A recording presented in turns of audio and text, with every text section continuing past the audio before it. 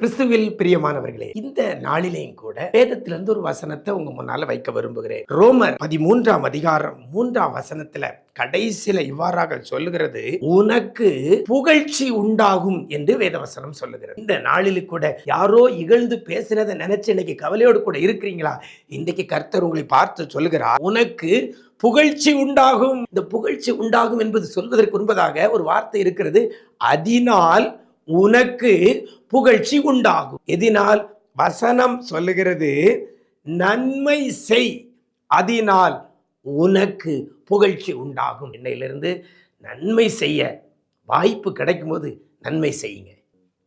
யாருக்கெல்லாம் நன்மை செய்யறதுக்கு நமக்கு வாய்ப்பு கிடைக்கிறதோ அதை செய்யத்தக்கவர்களுக்கு செய்யுங்க, அதனால் உங்களுக்கு புகழ்ச்சி உண்டாகும். அப்படிப்பட்ட கிருபையை கர்த்தர் தருவாரா. God bless you.